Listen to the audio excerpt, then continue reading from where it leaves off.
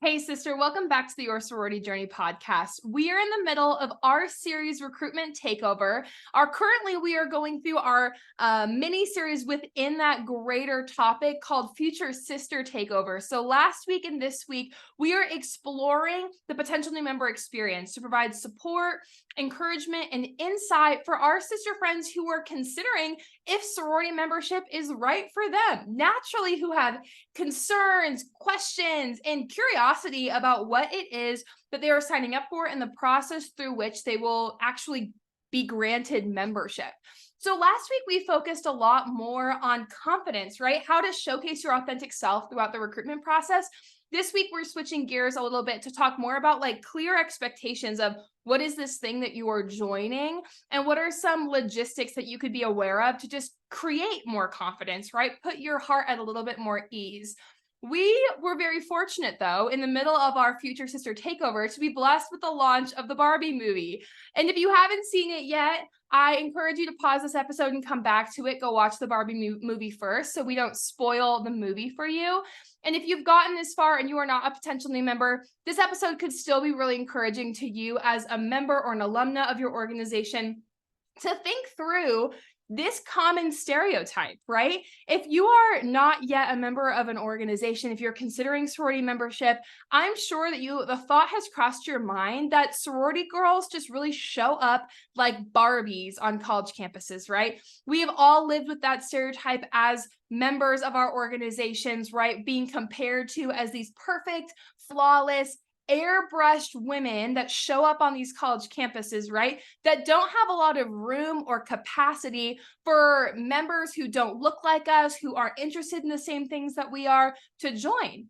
Now, we know that's not true, right? So in preparation for this episode, we really wanted to demystify the belief that sorority women are perfect, that sorority women are inclusive, that sorority women with all the opportunities and all the leadership and career trajectories that they might go show up in a super superficial way in college, that's not the case. But what was such a delightful surprise after actually seeing the Barbie movie is they dove into that existential crisis that every sorority member has at one time or another of not feeling like they are enough. Now, that is not a feeling exclusive to sorority women. I think all women on one level or another have a moment in their lives where they're like, I'm not enough. I'm not thin enough. I'm not pretty enough. I'm not smart enough. I'm not good enough for this relationship. I'm not qualified enough for this job opportunity or talented enough to get into a club or organization, sports team, right?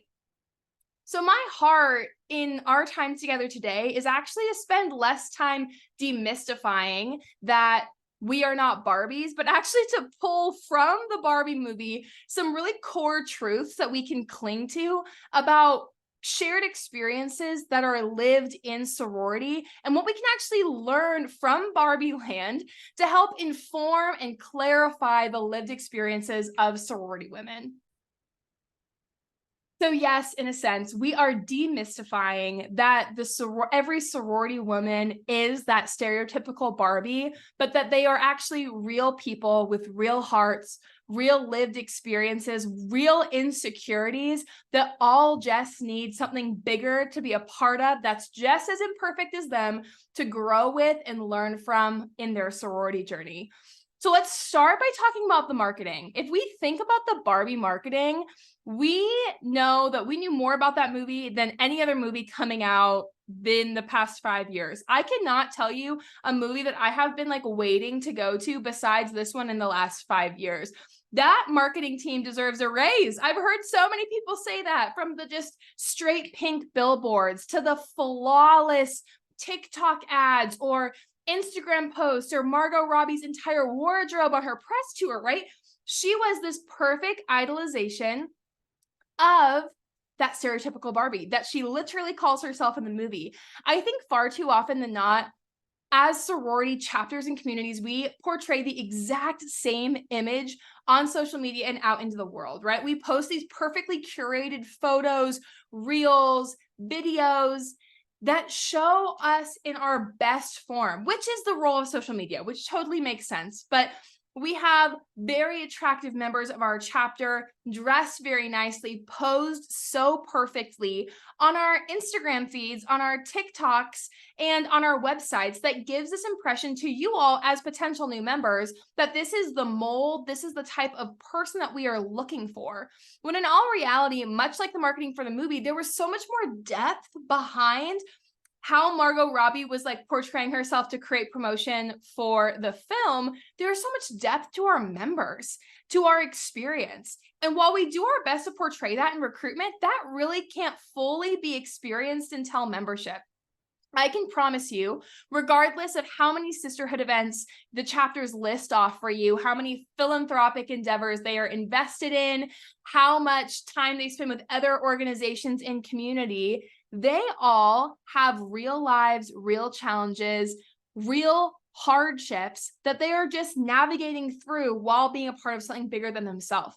There is space for you to be your real and authentic self, and you do not have to conform to that perfectly curated Instagram feed that you might see before going through recruitment. Now, I have a whole other conversation with my recruiters, my chapter and community social media managers about these dangers, right? Of presenting ourselves so perfectly on social media that it actually triggers this thought for you all as potential new members that this could be a stumbling block or a hindrance to your envisioning of yourself in those organizations. So that's for another time. But I want you to know, until that epidemic of false advertising that sororities have gotten into the habit too on social media dies down, you need to know these are real people, real hearts, real desires to be known and belong in this greater sisterhood.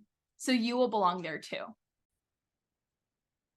On the topic of prematurely diagnosing which chapter you should or shouldn't be in through the marketing, I also think this happens way too often than not with the fraternities that you are listening to or connecting with before primary recruitment. It's not lost on me, and even in my own freshman year of college and potentially member experience, I went out and I got to know other people on campus and got a lot of opinions about the chapters that I should join.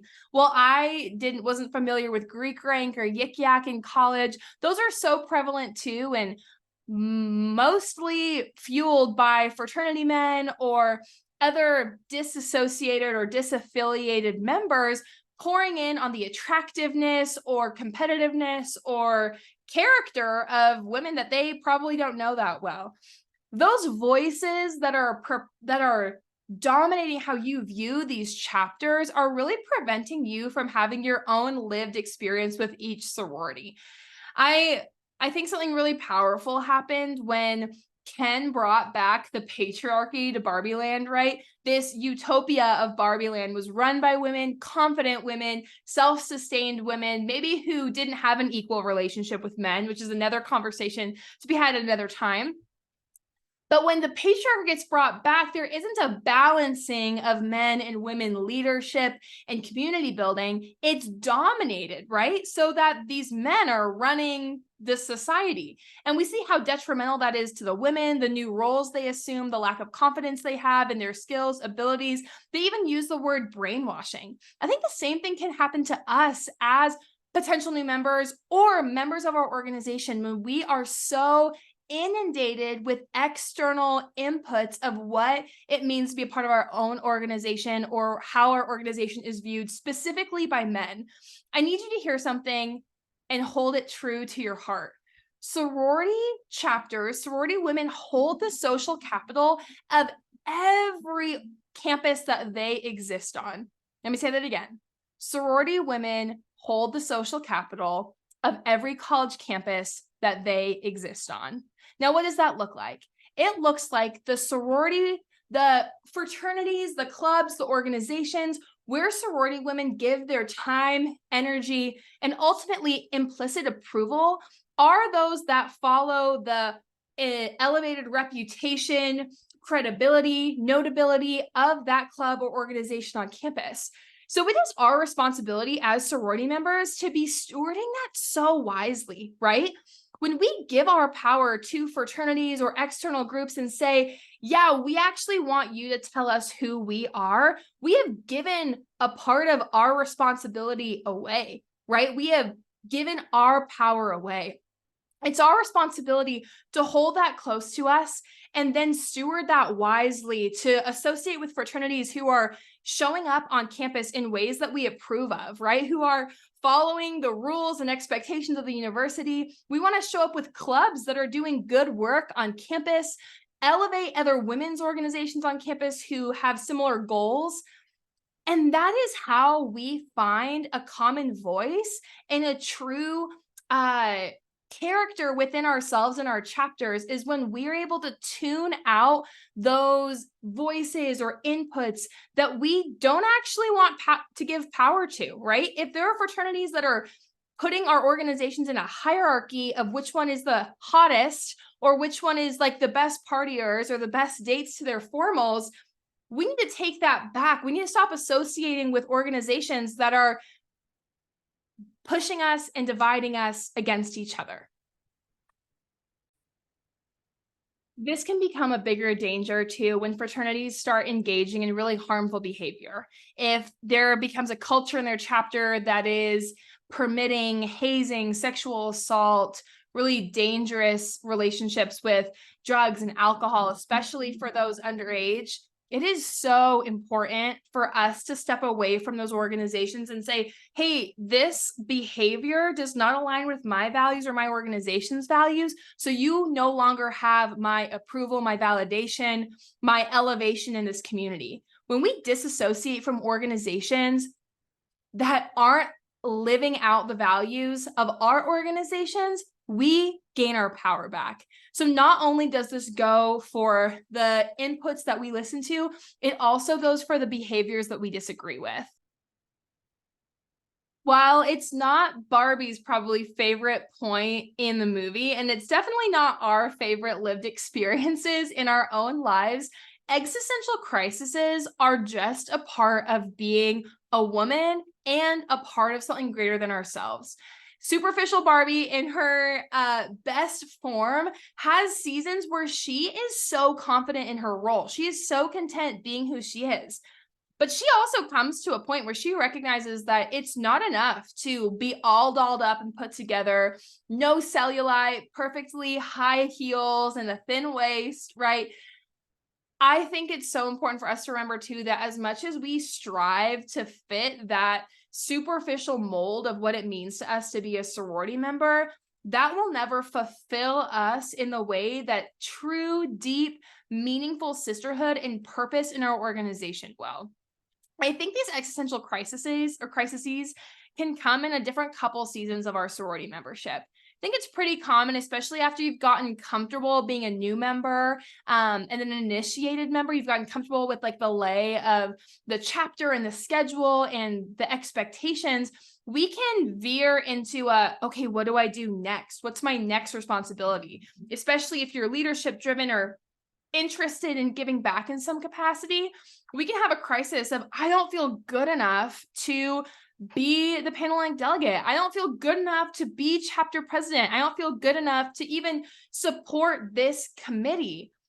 And there we have to get to a point of remembering that we were put in our chapter on purpose. We were selected for the right character traits, values, skill set, and just heart for the organization to be able to contribute in the ways that our heart desires. Maybe that doesn't always manifest itself in that exact leadership position, but there is room for you, regardless of where you are at or what you do or don't get elected into. There's always room for you to use those gifts.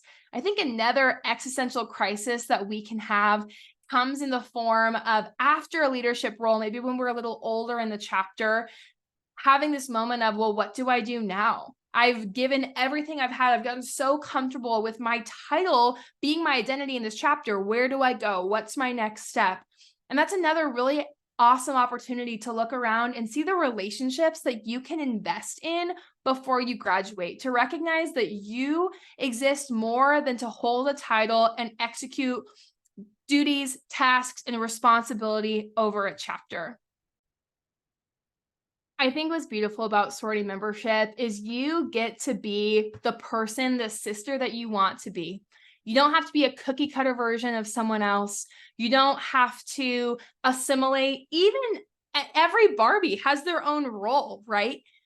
Superficial Barbie or stereotypical Barbie by the end of the movie recognizes that she needs more from that and is given the like autonomy and like role, like control back from her maker to step into a new season of herself. And you have that opportunity too, not just through recruitment, but through your sorority membership.